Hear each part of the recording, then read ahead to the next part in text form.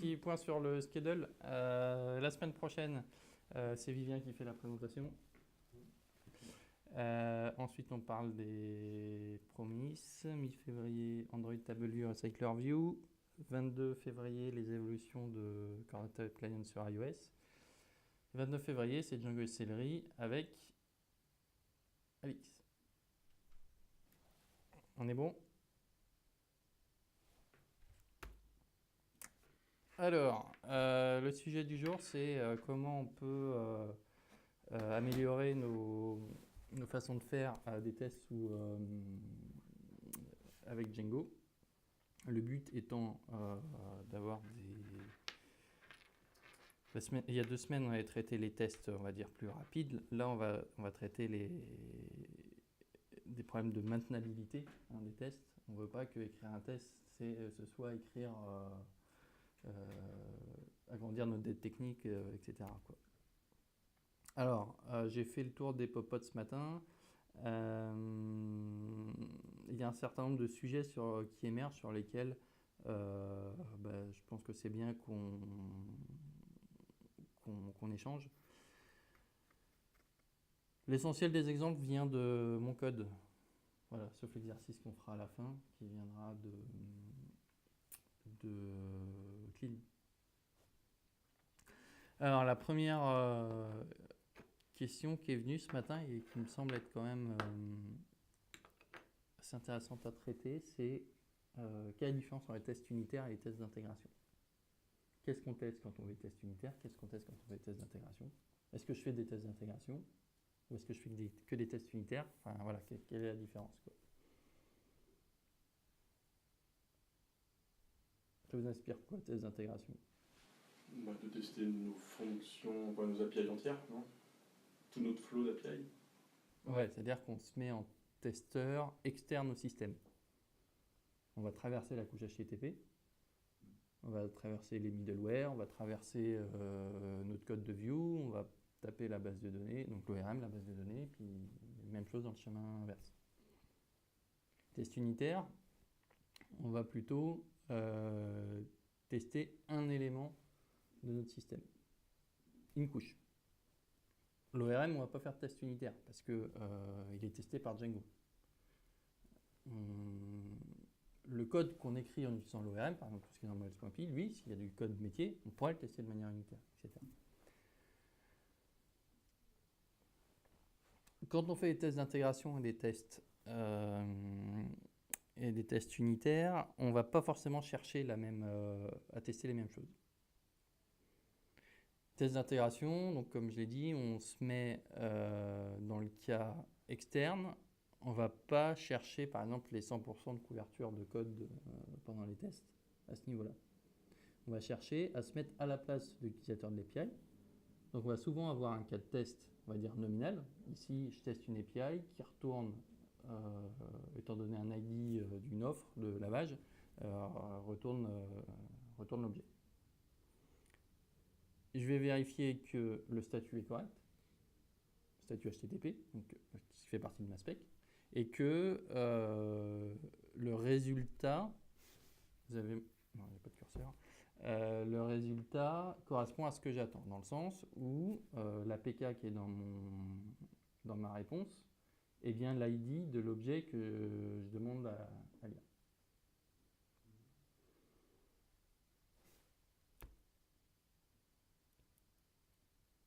À l'inverse, je reviendrai après, à l'inverse, dans un test unitaire, pour la même chose, on ne va pas traverser toutes les couches. Et ce qui fait du sens dans le code qu'on fait, donc le code essentiellement d'API, c'est de tester les serializers. Est-ce que mon objet est bien serialisé comme il faut? Ça pourrait être aussi les formes du coup d'entrée ou pas? Ça pourrait être les formes. Si vous avez des règles de validation custom dans un form, et vous voulez la tester de manière exhaustive, vous pouvez le faire de manière unitaire. Tester toutes les règles, tous les cas pourris.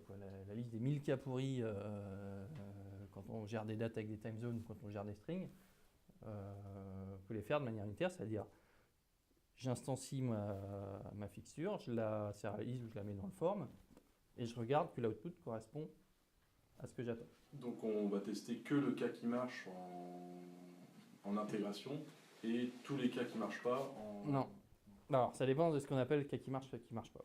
Mais les cas un peu foireux, dans les cas où je veux...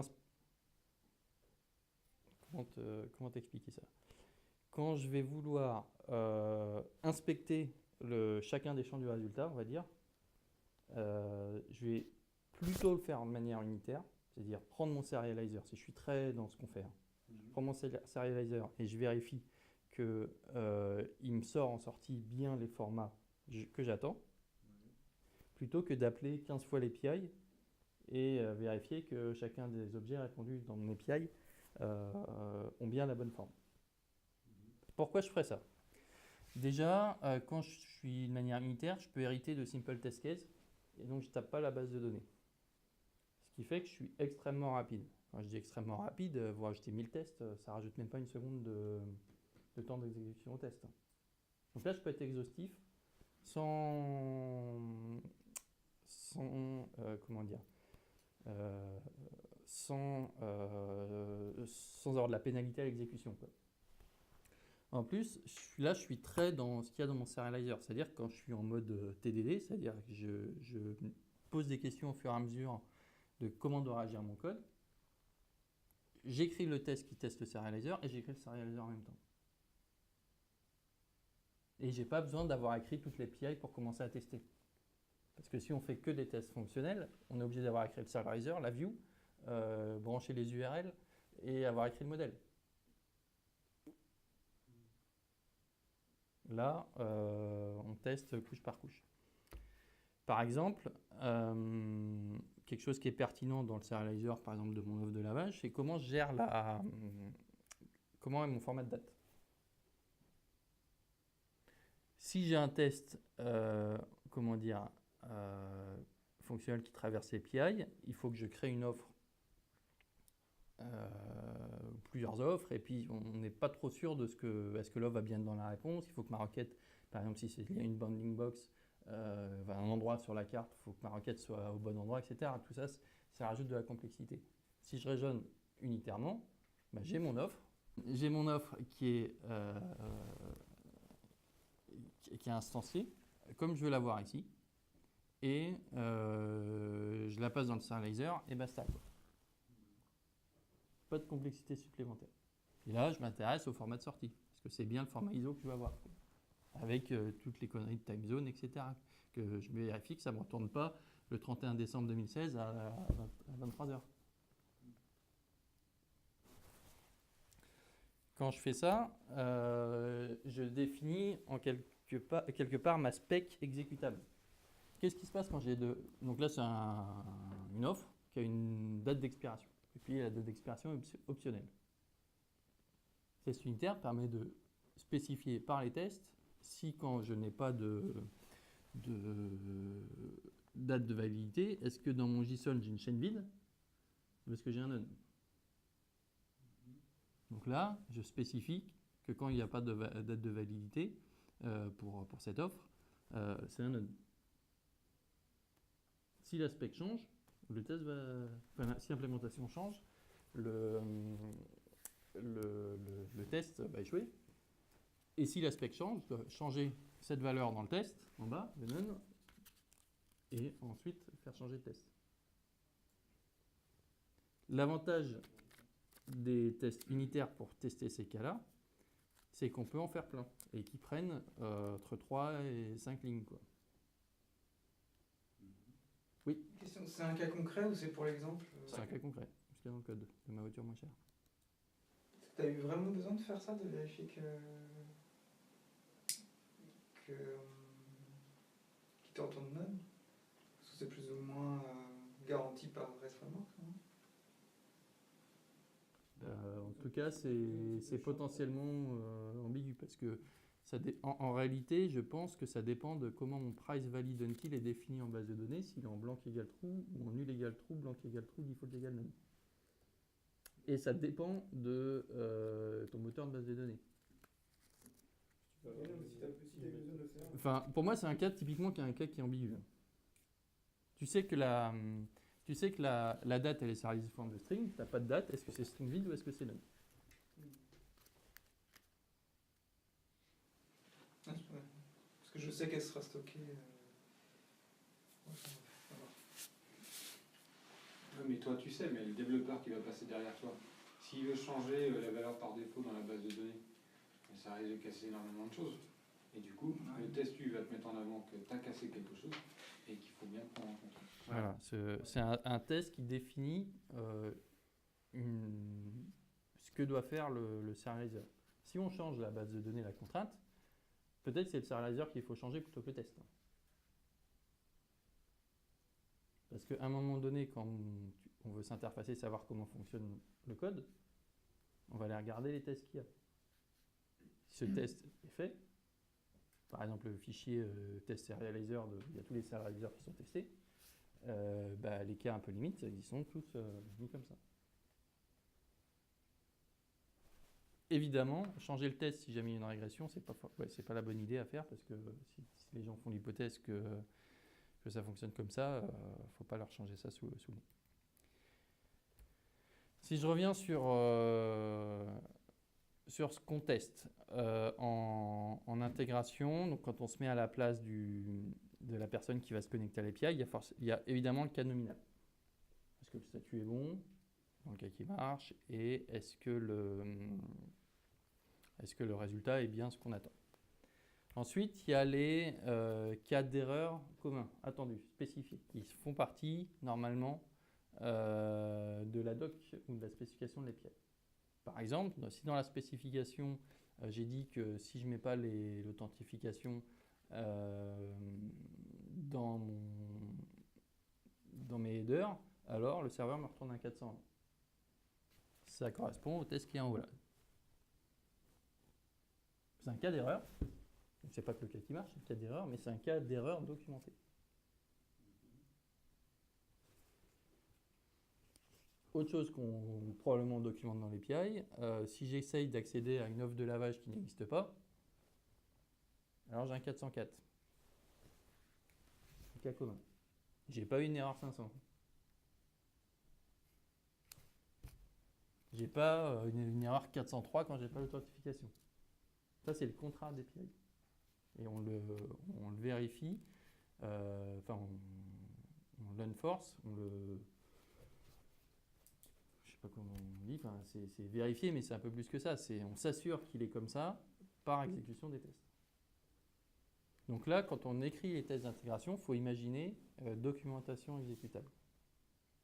Qu'est-ce que je mettrais dans la doc? Et puis vu que c'est chiant à écrire des docs, parce que c'est chiant à maintenir, etc., que c'est vrai à l'instant T, et à l'instant T plus 1, c'est toujours bon, je rends cette doc exécutable.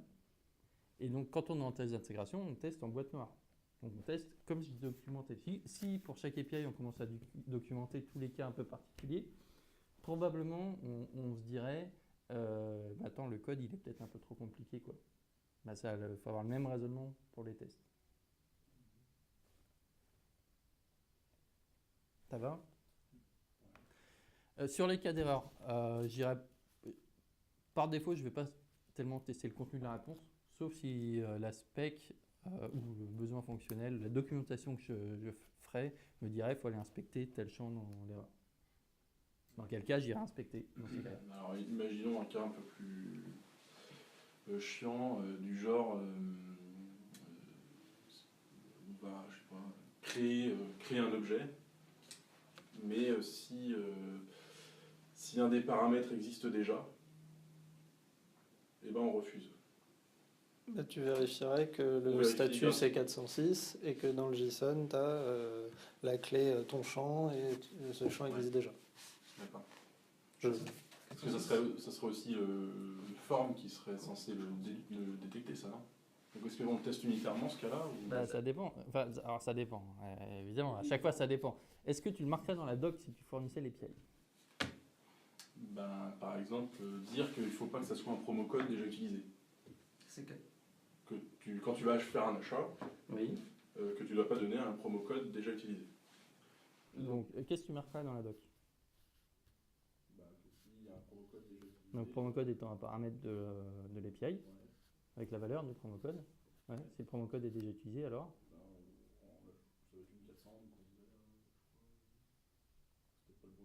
En général, c'est non, mais il n'y a pas de vérité là-dessus. C'est quelle est ta démarche. Mais là, ça serait, Ouais, ça peut être 400, quoi. si ça vaut un paragraphe dans la doc, ça vaut un test dans l'intégration. Maintenant, si tu es soucieux d'avoir... Enfin, déjà, premièrement, si tu as une API où tu as 25 paramètres et tu as beaucoup de combinaisons qui fait que l'API ne marche pas, tu as une API qui est un petit peu en terminé, quoi. Donc, je me poserais la question, s'il y a un paramètre, c'est pas de problème, s'il y a deux paramètres, c'est pas de problème, s'il y a quelques combinaisons. Mais si c'est un peu il faut que tel paramètre ait telle valeur, sauf si c'est jour impair, dans quel cas il faut que telle autre ait telle valeur, ça c'est beaucoup trop compliqué. Et quand tu commences à la documenter ou à la tester, c'est là où tu vas commencer à te dire il y a beaucoup de tests, quoi. Beaucoup de tests, donc c'est trop compliqué. Donc peut-être que mon API n'est pas faite comme elle devrait. Et après, pour être exhaustif, pour tester, toi, développeur, je sais comment est codée la fonction ou le formulaire ou la view, ou la je sais pas quoi, qui gère la logique métier. Là, c'est plutôt des tests unitaires où tu vas mettre à manger à ta fonction que tu veux tester ou à ton code que tu veux tester les différentes combinaisons de paramètres. Donc là, le mieux, ça serait d'avoir un form et qu'on teste que le form dans tous les cas possibles, quoi, pour être sûr qu'il nous renvoie bien une erreur. C'est ça.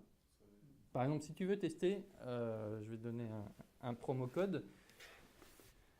Tu veux tester la fonction promo code ne doit pas déjà être utilisé. Bon, très bien. Ça, pour moi, c'est un test d'intégration. Il a sa fonction de test qui correspond à un élément fonctionnel, etc. Très bien. Si tu veux tester que le promo code qui est une string,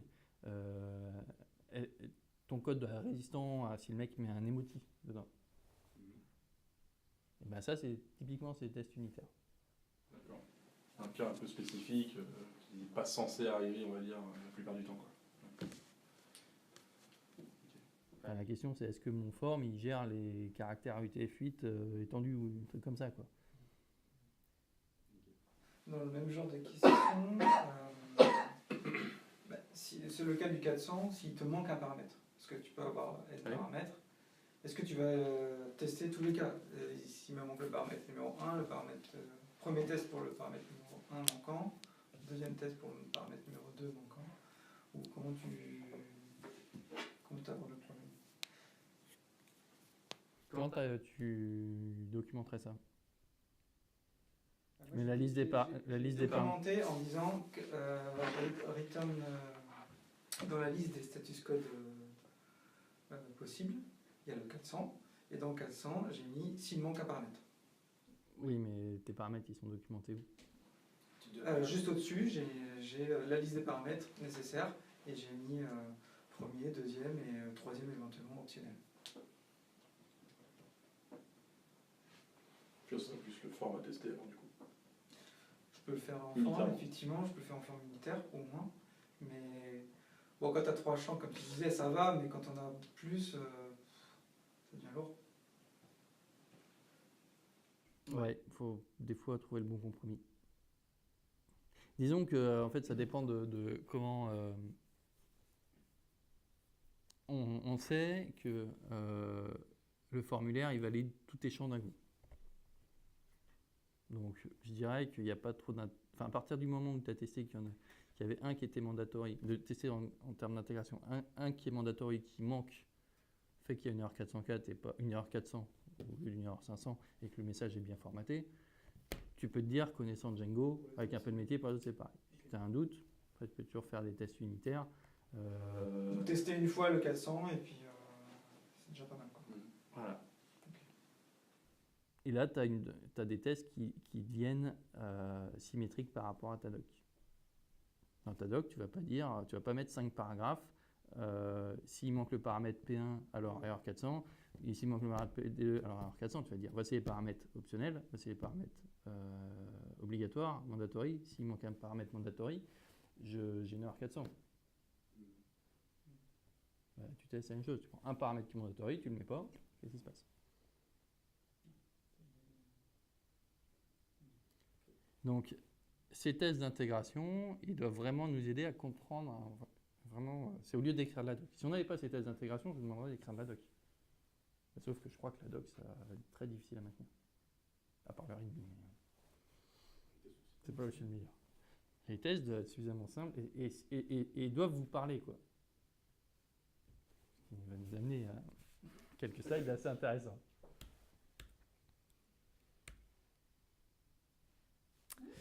Deuxième sujet.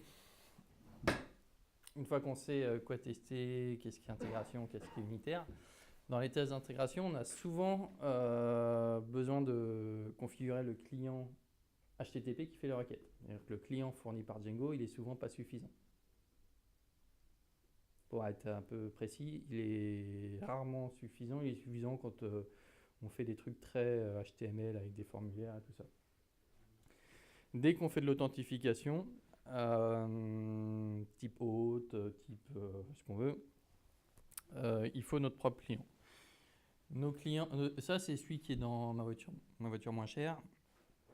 C'est le client dont je me sers pour faire les tests quand je me faire passer pour quelqu'un qui utilise l'API. Alors, première chose importante, il peut s'instancier à partir de rien tout en étant un client de test valide. Valable. Tout ce qu'on veut. Ensuite, j'ai différents types de users. J'ai des users logués par Facebook, logués par Google+, logués par SMS, logués par ce que tu veux. Et cette variété, elle est liée au paramètre user égale none. Donc quand je veux un user spécifique, comme on va voir dans l'exemple un peu plus tard, je le passe en paramètre de construction. J'ai des applications, ça représente l'API key, deuxième paramètre. De temps en temps, j'ai des fonctions qui sont liées à des API keys. Par exemple, parce que telle API key, elle a le droit à faire telle chose, parce qu'elle a tel scope, etc. Donc il y a certains tests où je vais vous voir dire, je me mets comme un utilisateur qui a telle API key, donc qui a telle application, qui a peut-être des caractéristiques qui m'intéressent. Et le token, pareil, il y a des tokens qui peuvent avoir des super pouvoirs ou qui peuvent être évoqués, etc. Donc si jamais je voulais tester la notion de qu'est-ce qui se passe quand mon token est révoqué, encore une fois, si on est dans la thèse d'intégration, donc c'est souvent documenté que quand le token est révoqué, alors il se passe telle ou telle chose sur telle API, je peux éventuellement spécifier un token. La plupart du temps, je ne spécifie rien du tout. De temps en temps, j'ai des fonctions que je veux tester spécifiques à un user, un type de user. De temps en temps, je veux faire des interactions dans le même test liées à plusieurs users, donc j'ai plusieurs clients. Puis de manière un peu plus exceptionnelle, j'ai des fonctions liées à des API keys. Et de manière encore plus exceptionnelle, j'ai des fonctions liées à des tokens. Des tests liés à des tokens. J'ai des fonctions liées à des tokens.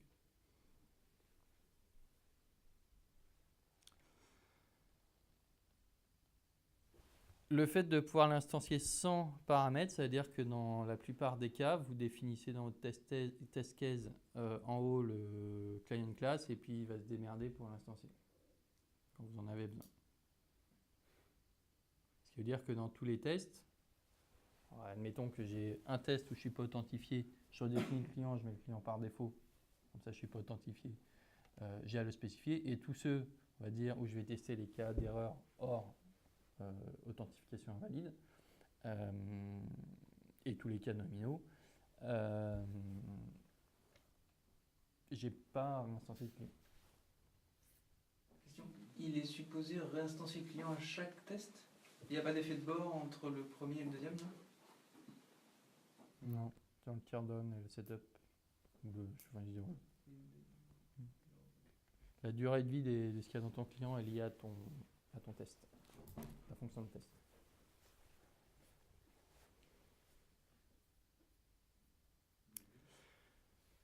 Une fois que j'ai dit ça, que j'ai dit que j'avais un client, c'est-à-dire que j'en ai pas deux ou trois. Comme je peux voir et je peux comprendre la perplexité qu'on a quand on voit ça, dans le code de Clean par exemple, il y a deux ou trois clients. Il y a les clients anonymes et les clients machin. Et des fois, il y a même besoin de plusieurs fois, des clients différents dans le même test. J'ai un slide pour ça. C'est celui-là. Donc voici ce que je fais. Donc j'ai, c'est le test qui est en bas, j'ai deux utilisateurs, U1 et U2, qui ont la même fonction de test, et j'ai un context manager qui instancie mon test client par rapport aux paramètres que je mets dans le context manager. Ce qui fait que quand je suis dans le premier with là, j'ai mon self.client, il est ce que m'a retourné cette fonction-là. Enfin, ce que m'a configuré cette fonction-là. Et le context manager, il sert à restaurer l'ancien client quand on sort du contexte. Bah, alors ça, c'est la façon de faire le context manager. Le yield fait qu'on exécute là où il y a le yield, ce qu'il y a sous le with. Donc si on dépile, ce que fait ces deux lignes là, ça instancie un test client en paramètres ce que j'ai mis là, donc user égale U1. Ça met ça dans self.client. Donc quand je fais self.client.get, j'ai bien mon test client de user égale U1. Une fois que ça a fini, ça restaure le previous client. C'est celui qu'on avait mis en haut de la classe. Quoi. D'accord. Okay. Ce qui fait que je peux passer d'un client à l'autre de cette manière-là. Donc si je dis, étant donné deux utilisateurs, U1, U2, U1 demande une amitié à U2 et U2 la valide, théorique, et je le ferai de cette manière-là.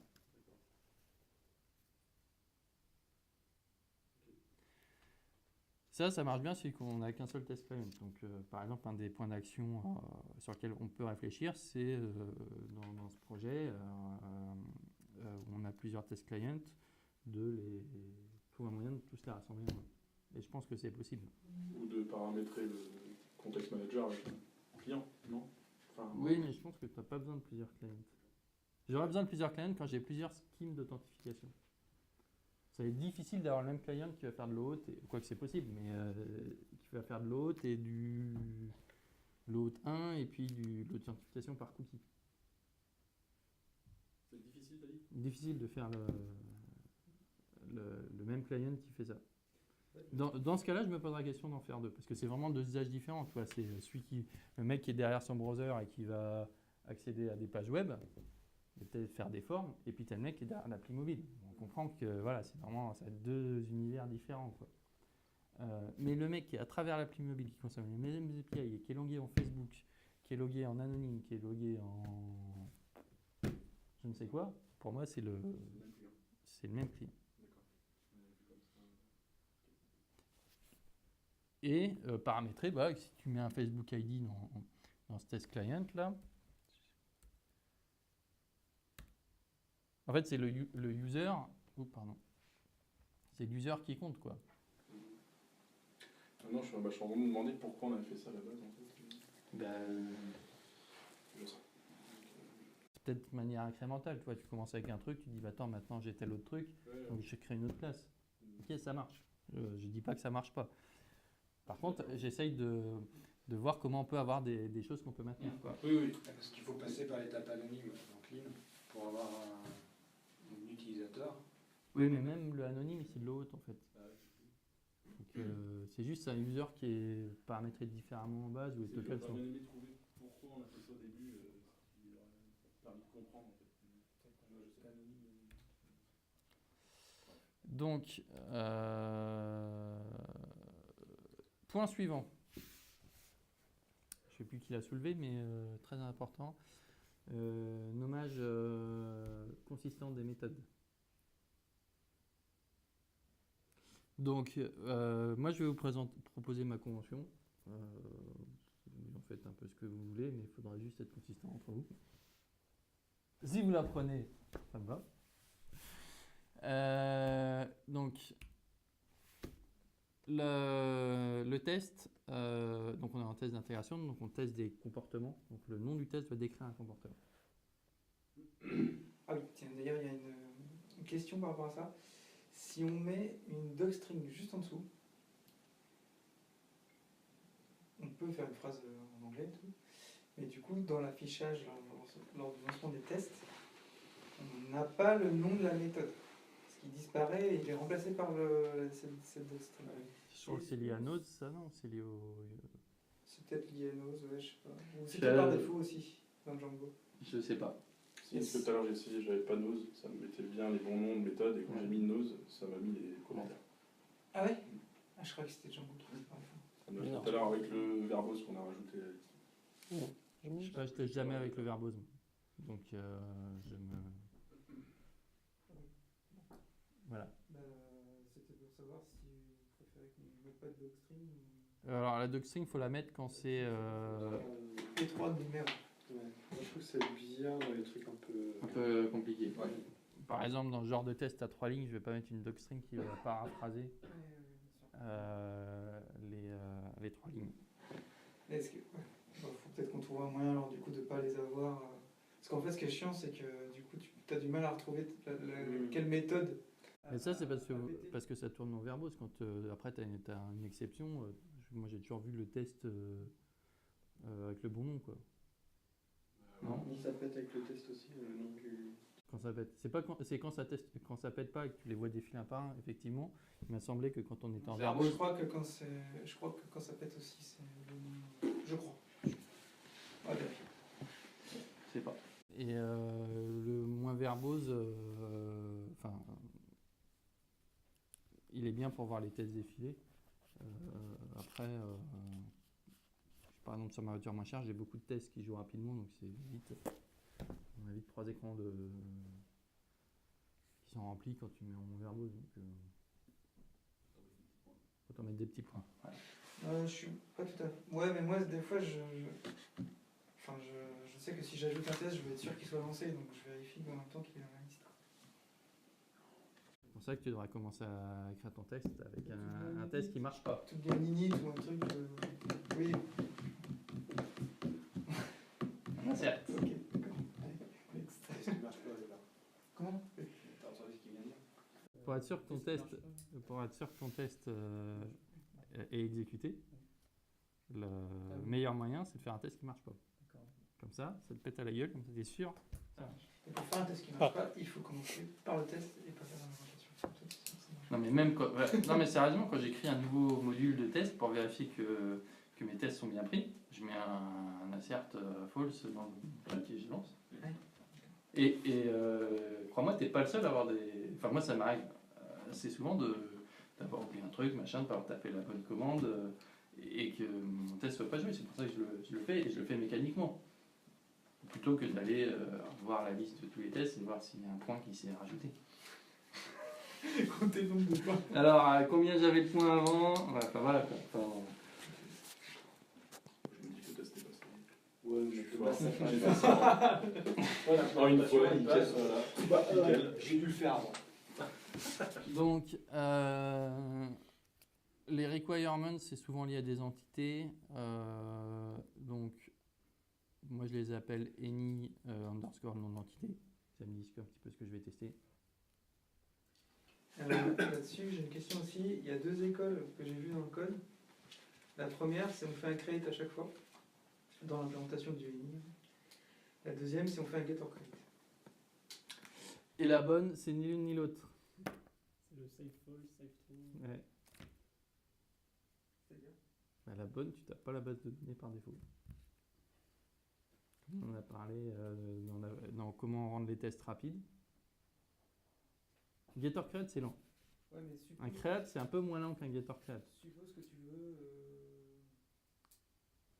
Mais en fait, c'est pas l'objet de ce qu'il y a dans la méthode là. Le slide, il est sur comment on se nomme la méthode. Mais alors, du coup, pour en revenir à ce sujet-là, Sujet de nommage. sujet de nommage, imaginons que je veuille tester un any auto-wash, mais qui ne marche pas. C'est-à-dire que je veux... On en a parlé ce matin. Non, hier. On a parlé dans un autre talk aussi. Enfin bon, qui ne marche pas, c'est-à-dire quoi qui ne marche pas? Parce qu'il n'a pas de jambe, donc qui ne marche pas. Mais Par exemple, si j'avais le code que je t'ai envoyé, Slack, Un truc qui est fermé, un autowash qui est fermé, quoi. Enfin, c'est ça une station, tu vois. bah là en fait non, ce serait un cas où par exemple j'ai Un user qui n'a pas accepté la terme d'Obsaris. c'est une facture qui est créée avec un ID, il y a un code unique. Donc je crée la première facture, donc je fais un any bill, avec mon code que je passe en paramètres. Ok. Donc là, ça me retourne mon build, qui est très bien, qui est fait. Voilà. fait le build. Comment? Ok.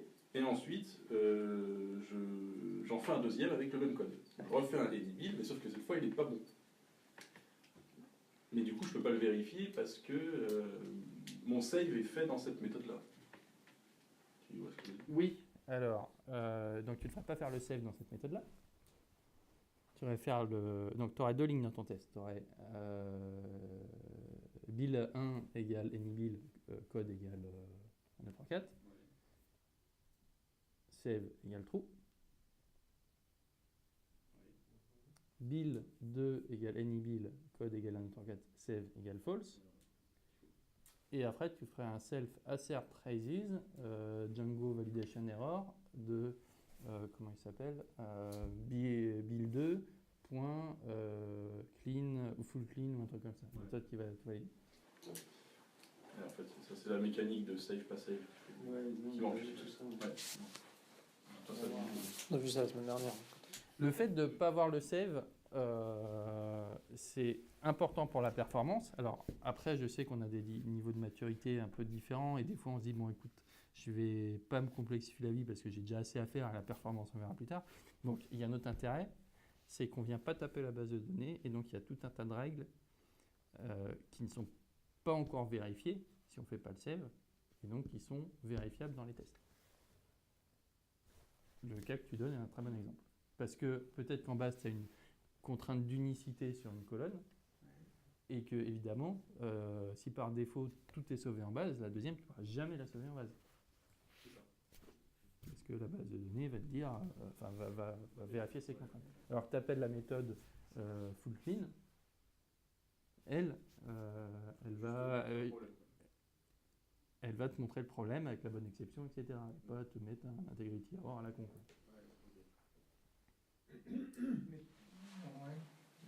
Je passe à un autre sujet, mais des fois tu es obligé de faire le save égale true. Des fois, tu es obligé. Parce que si tu veux tester ton API, tu as besoin qu'il y ait ça déjà en base, par exemple. Oui. Ok. Mais pour tout un tas de tests unitaires, par exemple, si tu voulais tester unitairement ce comportement-là, tu n'es pas obligé de le faire. Donc ensuite, on a les attributs des entités, donc qui ne sont pas un mapping 1 pour 1 entre les attributs, les champs du modèle et les champs de l'objet qu'on va récupérer. Par exemple, withOffers égale true, ça veut dire qu'il y aura des offres. Je n'ai pas mis offers égale un tableau d'offres et j'ai fait 3 any offers avant ça. Par contre, si je mets withOffer égale un tableau d'offres, ça me les prendra. Dans les cas, je vais être explicite. Mais par défaut, je mets withOffers égale true. Et là, ça veut dire que j'ai besoin d'offres. Qu'est-ce que j'exprime, moi, en tant que test? Là, j'ai besoin des offres, mais on pourrait dire pas d'offres spécifiques, mais juste des offres. Et dans le cas où tu voudras des offres spécifiques, par contre, tu crées tes offres et tu les passes mais dans le même paramètre. au même paramètre. Là, la façon dont on crée ces fixtures, on ne va pas réfléchir à quel est le moyen de l'écrire le plus vite possible, mais maximiser ma lisibilité une fois que le test est écrit. Ces tests d'intégration, c'est notre documentation. Et si je te mets withOffers égale un tableau avec offer 1, offer 2, tu comprends ce que c'est. Et withOffers égale true, tu comprends aussi. Et si on commence à plus comprendre, on met un docstring avec les 3 commentaires qui expliquent que j'ai pas besoin d'offres spécifiques, j'ai juste besoin qu'il y ait des offres. Et dans le cas où on commence à avoir beaucoup de paramètres dans le autowash, Ouais.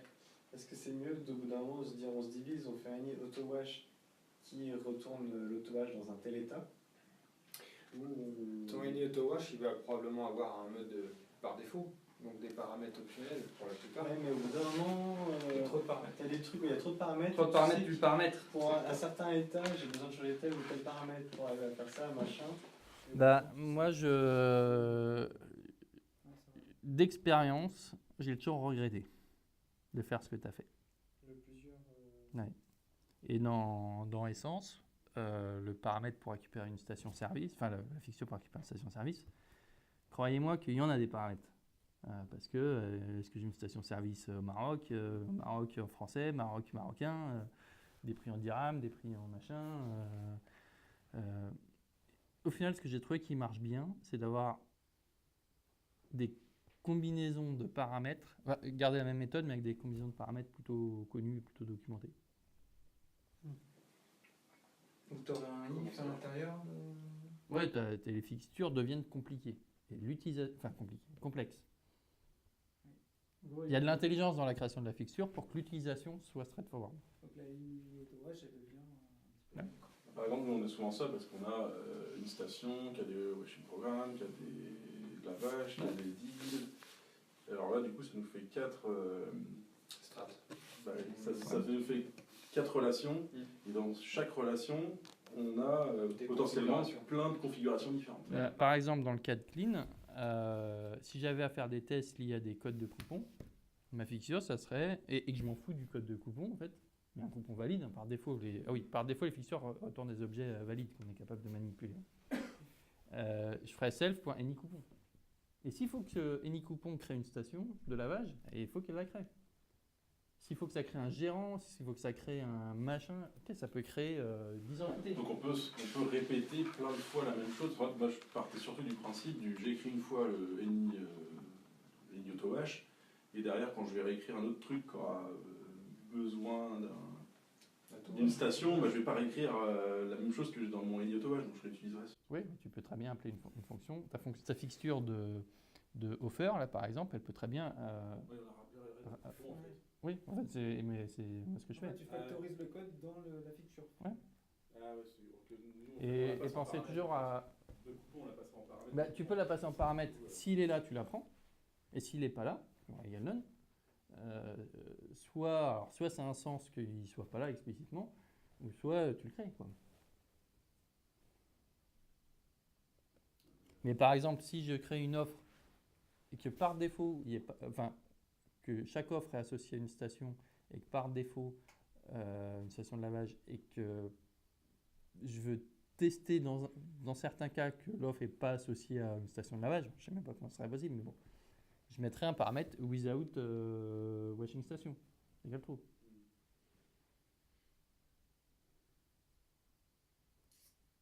Donc là, ce que je veux vous dire, c'est que il faut beaucoup de complexité qu'on voit en début de test sur la partie configuration du système dans l'état dans lequel on veut le tester, doit se faire dans les fixtures. Et c'est les fixtures qui doivent absorber cette complexité. Le grand écart, il est qu'il faut que ça reste suffisamment générique pour qu'on n'ait pas à rajouter un if dans chaque fixture pour chaque test qu'on veut faire. Mais c'est des choses vraiment, je veux faire des tests sur un coupon, un any coupon, coupon. Si ça doit créer une station, il faut que ça la crée. Si vous voulez créer une station, une offre, ça va la créer. Ça va créer, etc. Et c'est souvent du code qui va se rappeler. Et au final, il n'y a pas de duplication de code plus qu'à normal. Et si je dois y aller. L'état d'après, c'est tester d'exécuter les actions qui doivent ressembler à des phrases. Et ensuite, on fait un tas de... la partie action en forme de phrase, là, ça marche bien, il n'y a pas de problème à constater. Et ensuite, c'est les expectations, les assertions. Alors, donc je trouve que dans le code que j'ai pu voir, et puis c'est pareil, vous m'en avez parlé ce matin, c'est un petit peu trop verbeux. Un gros pâté à la fin du test. Alors, je dirais, j'aborderai le problème de deux manières. Premièrement, si on se réfère au premier slide que j'avais passé, dans les premiers slides, je dis je ne teste pas chacun des champs dans la réponse d'un test d'intégration. Je teste que le statut est bon, ça a marché, et que le résultat est cohérent. Le fait que j'ai spécifiquement tel ou tel champ, c'est dans les tests unitaires. Et les tests unitaires, je teste, comme on l'indique, un périmètre beaucoup plus faible que des tests d'intégration. Par exemple, si j'ai une station de lavage et que j'ai des offres de lavage, si je commence à l'issue du code qui liste les stations de lavage à inspecter pour chaque station de lavage, alors chaque offre de lavage est bien formée, ça ne colle pas. Il faut tester unitairement les stations de lavage, unitairement les offres de lavage. Ce qui simplifie. Deuxième chose, j'ai regardé, je serais tenté d'essayer d'intégrer Amcrest, ils ont des bindings Python, pour rendre plus lisible la partie expectations des tests. Donc Amcrest, on en a déjà parlé en Java, peut-être pas en Objective-C, je ne sais plus, enfin on en a déjà parlé. L'idée c'est d'avoir des matchers et de créer nos matchers custom pour nos objets métiers. Donc je ne sais pas si je vais tester que mon offre elle est valide. Assert that offer is valid. Ouais. En plus ça se lit quoi.